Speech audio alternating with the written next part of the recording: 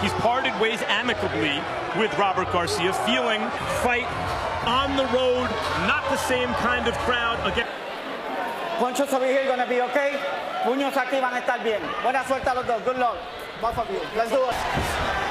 Crawford comes out, meets Dulorme in the middle of the ring, and it's Dulorme who seems to be trying to set the pace. Crawford. Always a very smart kid. Dulorme, however, is out searching right now to see what he can make happen. I think Dulorme wants to try to impose his will because he's coming from welterweight, and he's knowing that Terence is coming up from lightweight, so he's trying to... Seems to want to upset that, setting the pace, and maybe Crawford has somewhat subdued him already by easily blocking these shots. Well, he's going to step in with the jab, destroying his rhythm. Yeah, because Crawford is a very smart guy, very talented guy, a very smart boxer. So he causes a guy to have to pull his tools out early. If you don't have many tools... Dulorme, that time with the right hand, though blocked, partially landed to Crawford's midsection. And that may be a decent strategy for him, Roy, even if he's not landing cleanly. Land on Crawford something. But Crawford's smart. So if I'm in Crawford's corner, I'm telling him, let's just wait Dulorme out, because usually...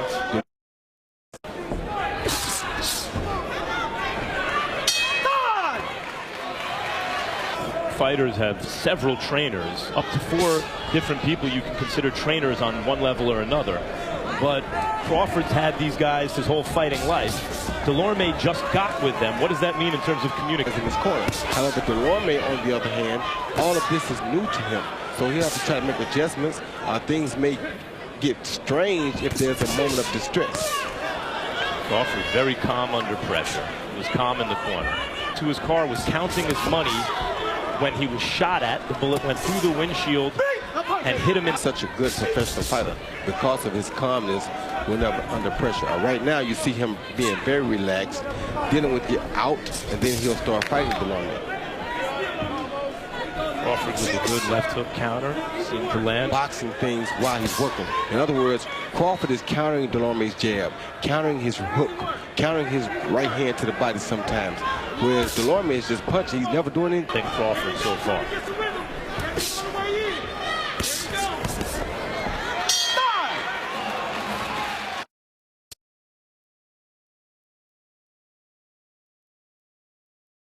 Just swipe him across the chin with a small right hook, just to let him know I can hit you whenever I get ready. And just then rolls with the shoulder, so Dulorme's punch goes wide and connects with his own inside. Nothing else planned after that big right hand. Whereas see Crawford just trying to sneak that same overhand right, but over the top of Dulorme's jab. So everything Crawford does is with a boxing reason. Everything, there's the difference in a real good boxer and a fighter. A guy just out there fighting who's just reacting to whatever happens. Dulorme is sort of reacting to what happens, whereas Crawford is trying to make stuff happen. Well, if anything... Dulorme landed a good upper shot, upcut there, but that was just a reactive thing. He threw an overhand right and followed with a left uppercut. Nothing that he set up, he just threw it. Crawford pumping that jab this round. See, Dulorme threw a hook with no intent of doing anything after it. And near the end of the round.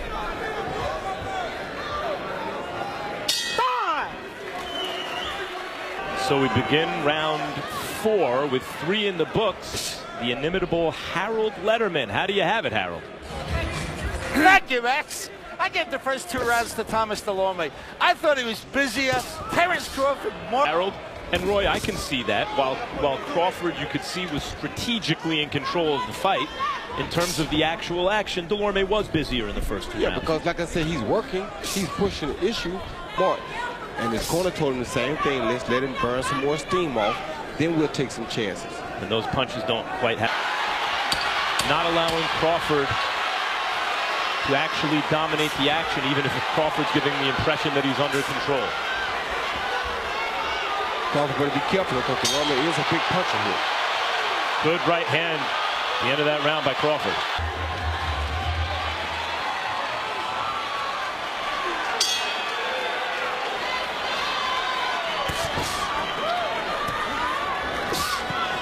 And Dulorme comes out, Roy, seeming to want to reestablish the kind of little bit more of an energetic pace, throwing the May down and changing the actual outcomes of each round, not just the tenor of the fight. Yeah, but as you know, most people know that Dulorme is good for the first 4 or 5, maybe even 6. Crawford can't get too relaxed here because he can't punch. Yep. And Dulorme, while that 1-2 didn't come close to landing, Crawford easily picked it off moments ago on his glove. It does. That was a good boxing move. Like I told you last round, now he's starting to do boxing moves, and it may be that he's warming up now. Because earlier he wasn't doing things like that. For Thomas Dulorme.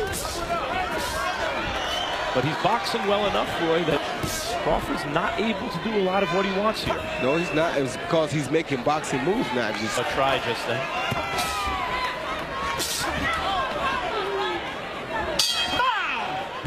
And in round 5. 66, landed 19%, but because he's busier, he has the advantage through 5, 50-43 over Terence Crawford in terms of punches landed. And that might be the only one that matters so far. Exactly. That's what I was trying to tell you. He's right about to about round 6, and you see what happened in round 6.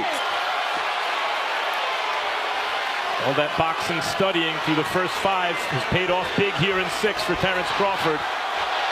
He's measuring and tattooing Dulorme in the corner.